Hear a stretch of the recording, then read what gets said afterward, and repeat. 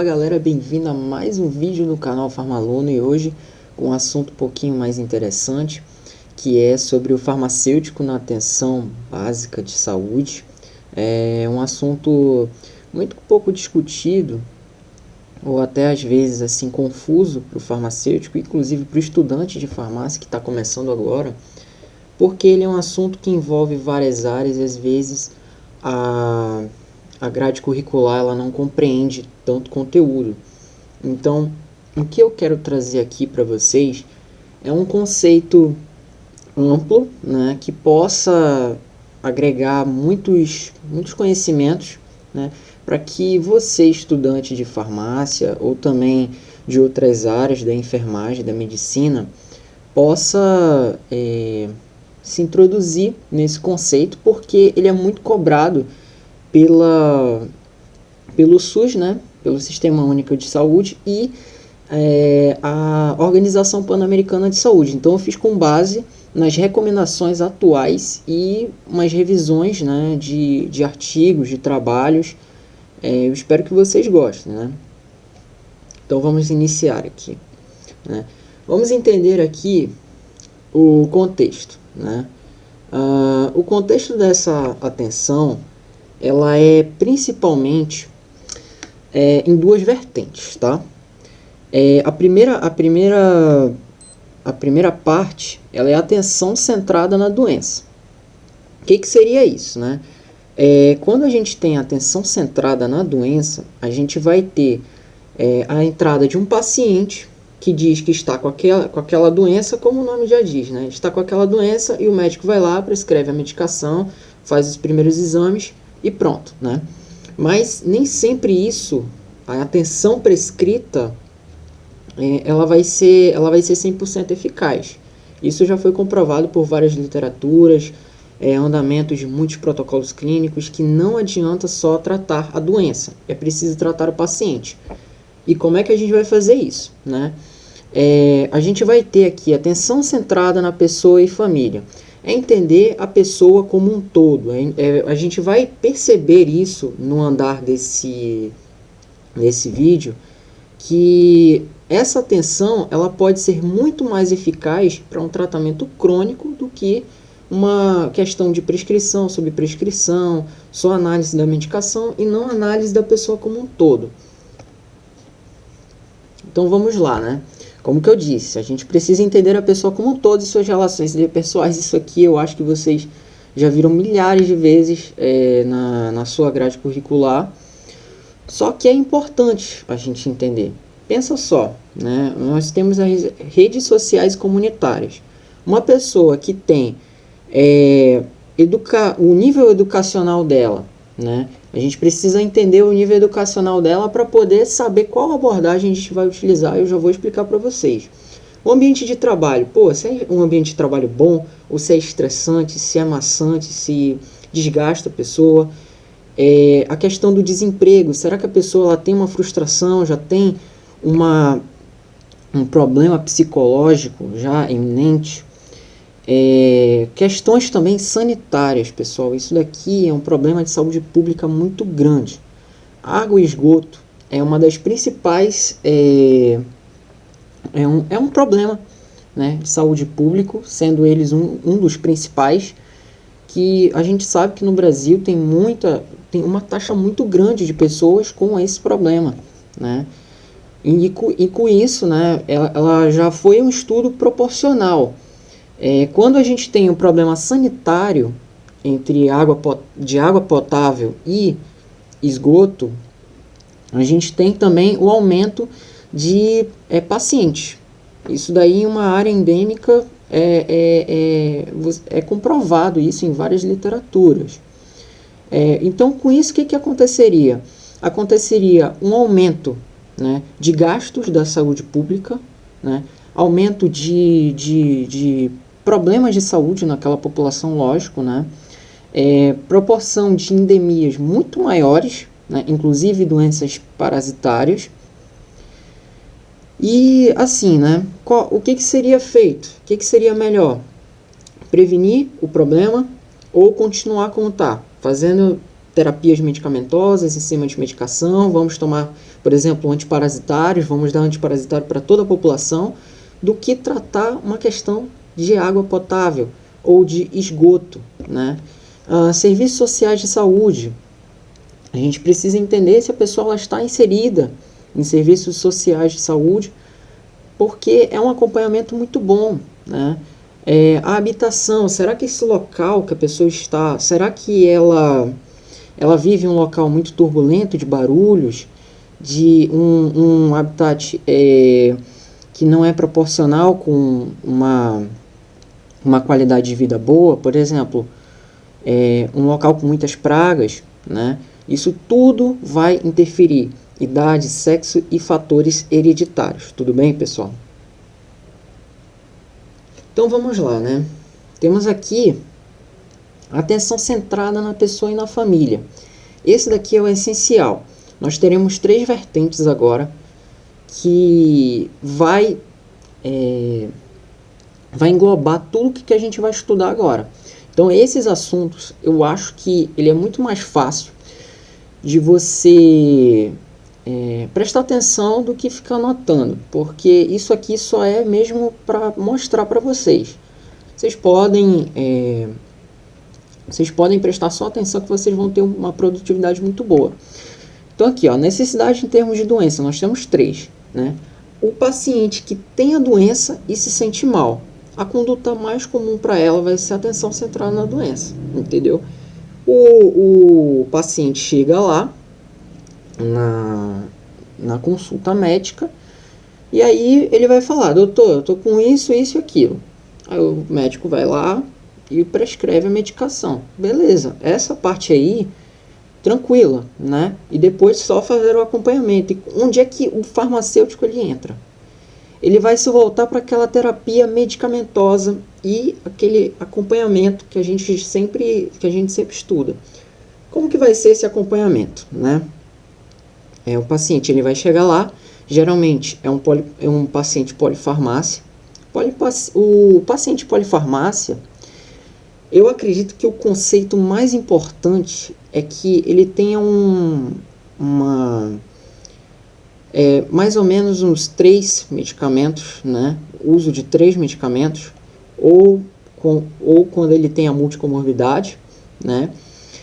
Então a multicomorbidade ela é muito preocupante, né? Porque engloba principalmente a faixa etária, né? Dos idosos, a faixa dos idosos.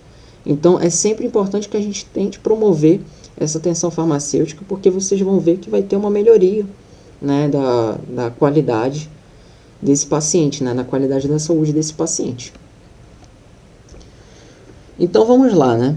Temos também a necessidade de ter a doença e não se sente mal. Como é que pode isso, né? Pô, o paciente tem lá, né, a doença, vista assim em exames laboratoriais, por exemplo, como colesterol, e ele não se sente mal, entendeu? O que vai acontecer com aquele paciente? Vamos lá. Tem um exemplo muito comum que é de dislipidemia. O que acontece? O paciente ele faz uso de um antilipidêmico, né? Por exemplo, a atorvastatina. Um paciente com problema de arteriosclerose ou para prevenção de arteriosclerose, geralmente ele não sente esses problemas, né? Ele pode não sentir. O que vai acontecer? Ele abandona a terapia. E aí, como é que fica, né? Olha o risco muito mais aumentado desse paciente adquirir aí um problema cardíaco, né? Chegar até óbito, por exemplo, por causa de uma falta de adesão de medicação, entendeu? Então, ou seja, o farmacêutico, o enfermeiro, o médico, toda a equipe multiprofissional pode incentivar esse paciente, né, com essa questão aí de informação, que eu já vou mostrar aí para frente para vocês, né. E aí, né, nós temos também qual o problema também? O risco de abandono da terapia causado por efeitos adversos. O primeiro foi falta de informação. Aqui, ó, nessa parte da falta de informação, rapidinho, por exemplo, o paciente lá tem um baixo nível de escolaridade. Então ele não vai entender por que ele vai tomar aquilo ali. O médico está prescrevendo lá, às vezes o médico ele explica de uma forma complicada, paciente não entende, né? A gente precisa também, apesar de nós termos uma fala ou uma maneira de se expressar mais científica, a gente precisa trazer de uma forma mais simples para a pessoa, né? Em termos mais simples, em termos mais usuais, às vezes até adaptar a fala conforme a região, para a gente poder informar o paciente, deixar ele informado do porquê que é importante fazer uso daquela medicação, mesmo que ele não se sinta mal. Por exemplo, também tem a questão dos antibióticos, né? Aí a pessoa está fazendo um tratamento de antibiótico terapia e de uma hora ou outra está prescrito lá por 7 dias. A pessoa no 4º dia está abandonando. Por quê? Não se sente mal, mas ela tem a doença. Ela ainda tem o problema a ser tratado. Ela ainda tem aquela infecção a ser combatida, como um todo. Então, o que vai acontecer? Com essa falta de informação, acaba acarretando em superbactérias, né? Aquele problema hospitalar muito grande, a resistência bacteriana, no caso, né? E com isso a terapia antimicrobiana vai ficar muito mais complicado para aquela pessoa. Então vamos seguir agora, né? O risco de abandono da terapia. Olha só, pessoal, efeitos adversos. Por exemplo, o minoxidil, usado para alguns problemas mais crônicos, mais alongados, né? Porque ele é um potente vasodilatador, só que o problema dele, principalmente o problema dele, como todo mundo eu acho que já sabe, é o crescimento de pelos, né? Então, por exemplo, pensa, uma mulher que faz uso de minoxidil, ela vai gostar de pelos crescendo nela? Vai se tornar desagradável, uma terapia desagradável, né? Apesar de ter muitas vantagens do minoxidil, mas a gente tem que saber qual público a gente tem que usar ele, né? Quanto que ele pode agravar também o paciente, porque a necessidade do paciente, né? Ele quer a terapia, só que os efeitos adversos eles têm que ser até um certo limite, porque senão o paciente ele abandona, e a gente não pode deixar isso acontecer, né? Então, qual algumas das condutas que a gente pode fazer, né? A gente não pode, como farmacêutico ou enfermeiro, falar assim, abandone a terapia, tá crescendo pelo aí, abandona. Não, a pessoa ela tem um problema de hipertensão a ser tratado, ela não pode abandonar essa terapia. Então, o que a gente faz? A gente tem um contato com o prescritor, a gente conversa com ele, olha, por que a gente não muda? Deixa eu colocar para cá, para vocês verem. Deixa eu lhe dar uma sugestão, né? Por que a gente não troca pela hidralazina? Ou por outra classe, né? Um bloqueador de receptor de angiotensina, ou algum alfa-bloqueador, ou bloqueador de canal de cálcio. Então, um que não seja com um efeito adverso prejudicial para aquela paciente, ao ponto de ela abandonar a terapia, que ela faça uma boa adesão e que trate o problema. Então, a gente tem que trazer sempre soluções para o paciente, né? Independente da sua área, se for enfermagem, se for medicina, se for farmácia, né? A gente sempre tem que buscar não deixar o paciente abandonar a terapia e buscar sempre soluções, né, com multiprofissionais para poder aquele paciente ser tratado da melhor forma e da melhor qualidade possível. Tá bom? Então vamos lá. Essa daqui é a pior, né? A pessoa ela não tem a doença e não se sente mal. Então como assim? Olha só, nessa análise a gente tem que ser totalmente minuciosa, porque assim não tem um sintoma assim visível. O médico vai lá, ou o enfermeiro vai lá, fez a anamnese, identificou exatamente onde é que é o problema. Não, né? Às vezes, assim, o sintoma físico ele pode ser discreto, ou ele pode não existir naquele local. Por exemplo, uma pessoa que fala que está com agonia, né? A pessoa vai num sistema de saúde, ou numa drogaria, ou seja, qualquer outro ambiente de saúde que for, num sintoma físico que a gente não consegue entender o que ele sente. Então, o que a gente pode fazer? Quais as principais condutas, né, que eu vi nas literaturas? Se a gente percebe que ele se ele se identifica muito mais, aquele paciente, aquele quadro do paciente, com um serviço médico, a gente encaminha ele ao serviço médico. Como assim? Né? A pessoa ela sente alguma, vamos lá, né? Só um exemplo, alguma agonia nessa região, né? Nessa região aqui do peito. Então, o que a gente acha que pode ser? Porque na anamnese, se a gente não vê algum problema, né? Na primeira abordagem, a gente pode caminhar para um serviço médico de saúde, né? A gente faz um encaminhamento, relata o que está acontecendo, e aí a gente consegue buscar um tratamento para esse paciente. Agora, se o problema dele, do sintoma físico eu tô com muita dor na costa, eu tô me sentindo pesado, eu tô muito estressado, eu tô com uma sensação muito ruim no meu corpo, me sinto desgastado. Olha, uma ideia muito boa, você pode caminhar seu paciente para isso aqui, ó. Terapia complementar, né? As práticas nacionais de políticas complementares. Então, assim, essa questão, por exemplo, a massoterapia, aromaterapia, né? Práticas complementares que podem auxiliar, né? Inclusive também encaminhamento ao psicólogo. A gente pode sempre pensar no melhor ao nosso paciente, né? Só que a gente tem que saber como que a gente vai orientar ele. Vai depender muito de caso em caso. Você não pode pensar assim, sempre quando o paciente tiver algum desfalque desse tipo, eu vou encaminhar logo para o médico.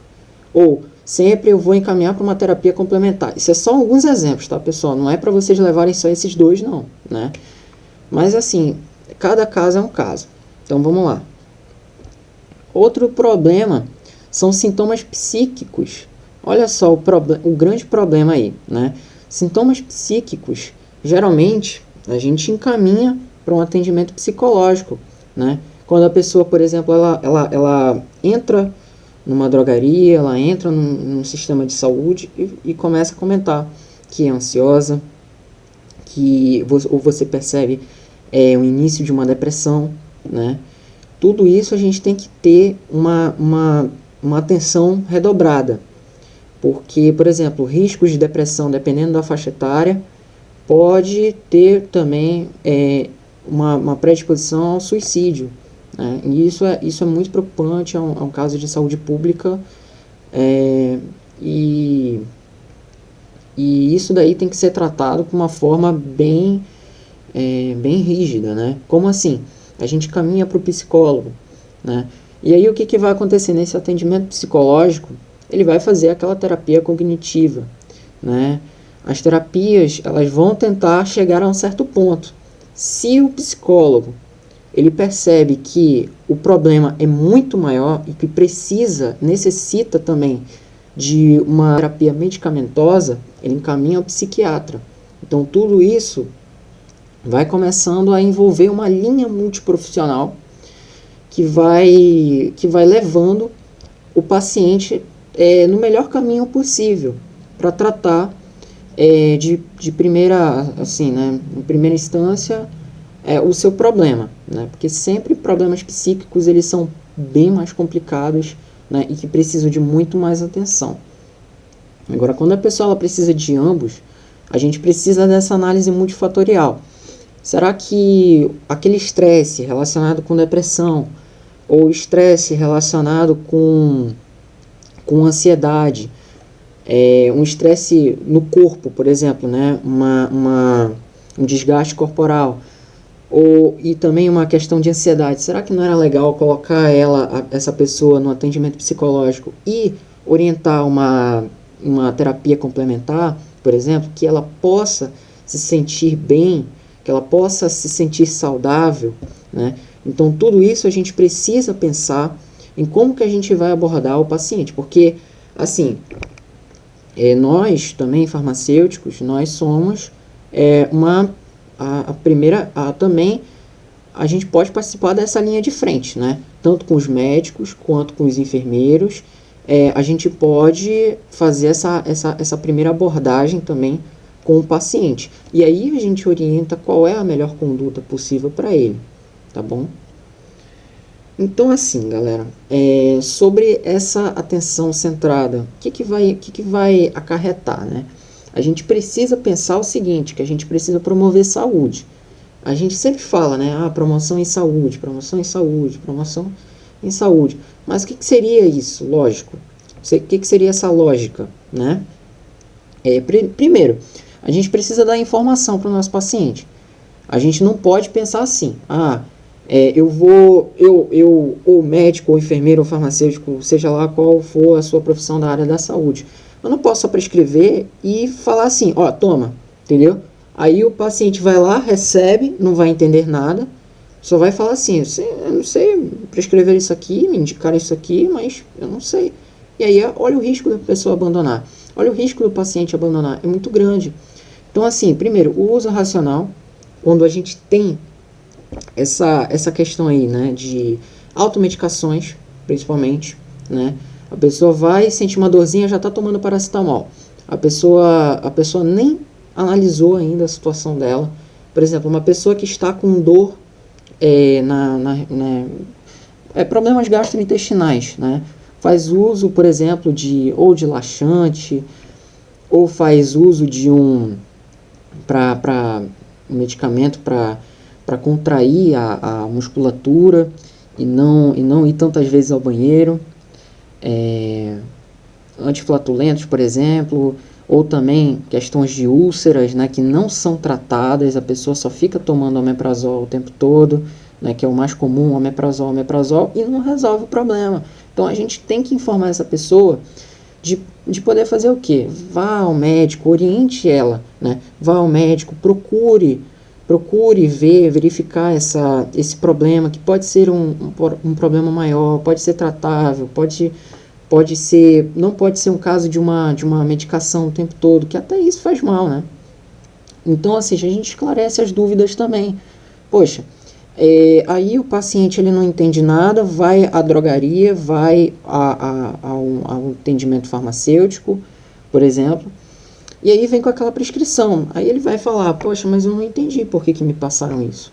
E aí você tem a obrigação de esclarecer essas dúvidas. Fala assim, olha, leve ele para um local reservado, se for necessário, e converse com esse paciente, né? O que ele está tendo, por que foi passada essa medicação, né? E como que ele pode, se ele tiver dúvidas, né, claro, dependendo do nível de escolaridade, como que ele deve usar essa medicação. Então, tudo isso a gente precisa levar em consideração. Por exemplo, a questão da comunicação. Como eu falei, a gente precisa entender qual o nível de escolaridade que essa pessoa está, qual o nível de entendimento de saúde essa pessoa está, para a gente poder se comunicar da melhor forma possível. Não adianta a gente querer colocar vários termos bonitos, científicos, e aí a pessoa vai sair de lá, entendeu? Querendo algum atendimento ou médico, ou da enfermagem, ou da farmácia, ou da odontologia, não sei. E aí não vai entender nada, né?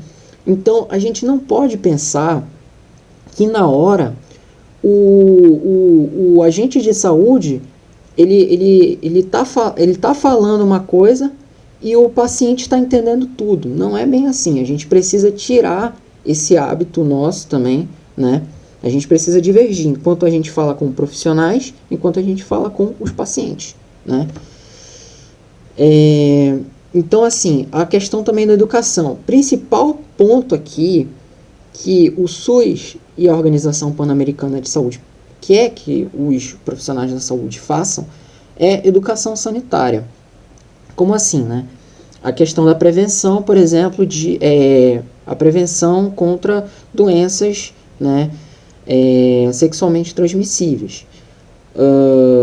Então, o que acontece, né? No caso das ISTs, né, infecção sexualmente transmissíveis. O que acontece, né? Na prevenção, o que o profissional ele tem que fazer? Ele tem que educar aquele paciente como ele deve usar os preservativos, né? Quais são os métodos contraceptivos, né, que podem ser adotados? Qual é a preferência dessa pessoa, que eu já vou entrar em detalhe, né, mais adiante. Então, tudo isso vai fazer efeito. Não só essa parte da prevenção sexual, mas também da medicação, né? por exemplo, assim, educação sanitária, um simples falar para uma criança lavar as mãos antes de comer, isso pode mudar muito, porque já pensou, uma criança ela vive numa região com barro, com aterramentos, com algumas, sem pavimentação, e aí essa criança ela brinca muito na rua, né, brinca muito naquele barro e vai tentar almoçar, vai pegar alguma coisa na cozinha, e aí, com aquela mão suja dela, né?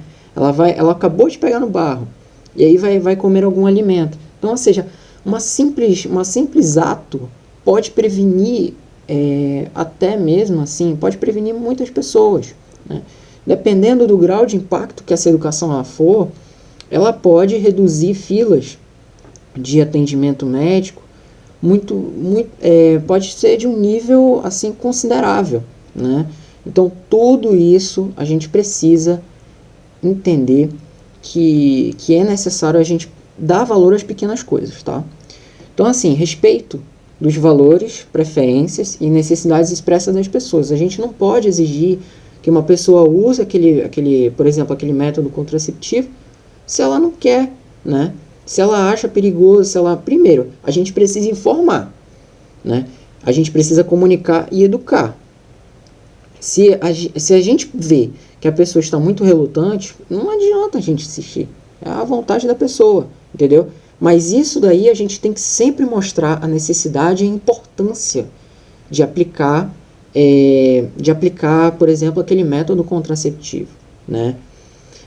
Por exemplo, assim, também, o que eu posso falar sobre os valores, né? Também, assim, não é a questão, pode ser no caso, assim, a questão da religião, né? Quando um paciente, né, não gosta, ou não, a religião dele não permite transfusão de sangue, né? Para, por exemplo, um parente dele, e aí ele reluta, fala que não quer. Então, ou seja, qual é a importância disso? A gente precisa fazer essa informação e comunicação dar certo. A gente precisa ter uma afinidade que eu já vou mostrar para vocês, né? Para a gente poder convencer essa pessoa de que o quanto que é importante, o quanto que aquilo ali pode impactar de forma benéfica, né? Não seria uma forma imprudente, né, de ajudar uma pessoa, né, fazendo a transfusão de sangue. Então, ou seja, quebra às vezes dos tabus são necessárias, né? Por exemplo, assim, as preferências, né? Vamos dar um outro exemplo aqui, menos impactante, né? Vamos na questão aqui da medicação, né? Eu só tomo medicação às noites, doutor. Eu não gosto de tomar ao dia. E aí, tu vai prescrever ao dia? Não vai, né? Você vai fazer o quê? Você vai prescrever ele à noite. Você vai dar uma olhada qual é a medicação correta, qual é a conduta correta para prescrever à noite, né? Para indicar para o paciente à noite. Então, às vezes, o que o farmacêutico ele pode fazer? A gente não pode suspender uma medicação, mas a gente pode alterar os horários de uma forma prudente.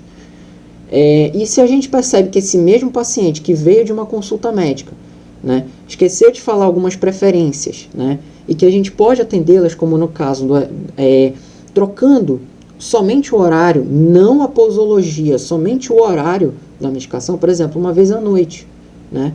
Aí o que acontece? Nessa parte de uma vez à noite, já ajudou o paciente a fazer uma adesão, né? Então a gente precisa suprir essas necessidades, né, de uma melhor forma possível. Lógico que não vão ser todas, a gente não vai agradar todo mundo, mas a gente precisa entender que as pessoas, elas não são só aquele caso clínico que a gente baixa na internet e vai resolvendo, né? A gente precisa entender que ela tem todo um contexto, ela tem todo um problema. Então a gente precisa fazer o quê? Garantir esse conforto físico, fazer com que essa pessoa ela se sinta amparada pela atenção básica, pelo SUS no caso, né? Que o SUS não é só a atenção básica, o SUS ele está englobando tudo, né? Então, assim, o suporte emocional, né, também, quando necessário, quando você percebe que a pessoa realmente ela precisa, né, como por exemplo aquele problema psíquico, né, não é só porque o psicólogo e o psiquiatra que são formados e são experientes nessa área, eles podem atuar, eles têm a área mais concentrada, eles têm uma área super concentrada, mas não quer dizer que um médico, um enfermeiro e um farmacêutico não possa dar um suporte um pequeno, pelo menos, né, suporte emocional para aquela pessoa. E o que acontece, que é o principal que eu vou falar para vocês, que é o segredo de toda atenção centrada, é o envolvimento da família. O envolvimento da família vai ser muito importante, vai ser minucioso, a gente vai perceber como que a família pode impactar num tratamento. Então, por exemplo, na primeira parte, a gente tem, no caso, um paciente idoso, né? O paciente idoso, geralmente, as medicações, às vezes, ele não tem o controle, né, das medicações. Quem dá a medicação, por exemplo, é a filha, o filho, o cônjuge, ou outra pessoa, o cuidador. Então, essa pessoa, ela não depende só dela. O idoso não vai depender, no caso, assim, alguns, né, idosos não vão depender só deles, né? Eles vão depender de outras pessoas. Então, a gente tem que envolver a família ou o contexto que ele está vivendo, para ver se a gente consegue melhorar a terapêutica desse paciente, tá? Então, o que a gente a gente vai ter aqui? Ó. Se a gente consegue, pessoal, englobar da melhor forma possível, lógico, não vai ser perfeito, mas se a gente conseguir atrair aquela pessoa e simplesmente, como está dizendo aqui, né, formar um laço com o paciente e com a família, a gente conversar com eles, a gente garantir da melhor forma possível uma qualidade terapêutica. Então, o que a gente forma nisso tudo, né? A gente vai formar aqui, deixa eu ver, a gente vai formar um elo, a gente vai formar uma aliança terapêutica, ou seja, o paciente e a família vão confiar na gente, né? Para a gente tomar decisões, para a gente pensar no que é melhor, fazer, por exemplo, o agente de saúde aqui também pode ser uma equipe multiprofissional, né?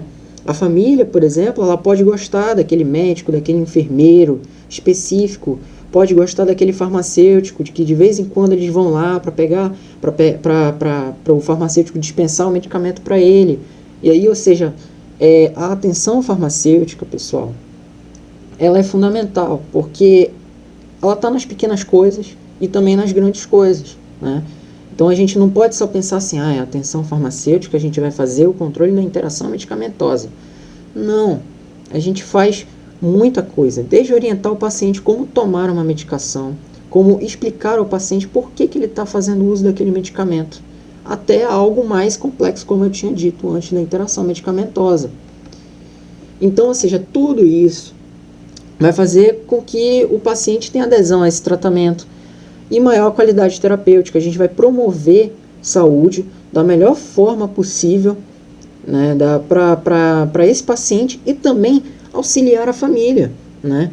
Porque às vezes o paciente não gosta de ouvir a família, quando geralmente, assim, quando está fazendo uso de alguma medicação ou alguma prática, né, como por exemplo bebida alcoólica, tabagismo, tudo isso que seria uma predisposição de uma doença crônica prejudicial, muito prejudicial, né, ao paciente, o que a gente pode fazer? A gente pode formar essa aliança com a família e convencer esse paciente, pelo menos de maneirar, pelo menos de diminuir, já é um começo, já é um bom começo. Então, tudo isso a gente vai ter um grande papel. Nós, como agentes de saúde, de todas as áreas, né, nós teremos um papel fundamental nisso, para poder fazer com que o paciente faça adesão ao tratamento e coopere com a sua saúde.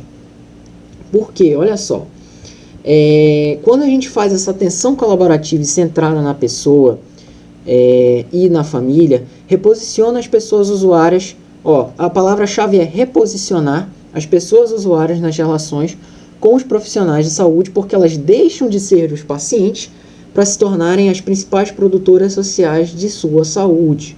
Então, isso aqui, tudo que eu estou trazendo para vocês, é um conceito tirado de um livro da Organização Pan-Americana de Saúde, né? Eu estou sintetizando, assim, eu estou mastigando todos esses conceitos do Ministério da Saúde e essa Organização Pan-Americana de Saúde para que vocês entendam.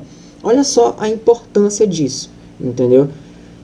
Atenção à saúde segundo o modelo de atenção crônica. Se a gente tem um paciente, né, com multicomorbidade, por exemplo, o que vai acontecer? A gente precisa fazer com que ele torne-se participativo, com que ele torne-se uma pessoa que entenda o problema de saúde dele e que ele mesmo também seja produtora social. O que significa isso? Ela coopere, ela colabore, ela ajude, né, com a sua saúde, porque não adianta, lá vai o médico, prescreve a medicação, dá a medicação e fala, olha, o senhor tem que tomar assim, assim, assado, faz a posologia, faz totalmente a posologia, aí o paciente vai lá, dispensa a medicação, aí o paciente ele não toma de forma correta, aí ele não entende por que ele usa aquela medicação, aí, por exemplo, ele larga a medicação porque está dando um efeito adverso que ele não gosta. Então, o que vai acontecer? A gente precisa fazer a informação, precisamos, tudo aquilo que eu falei para vocês é uma interação produtiva.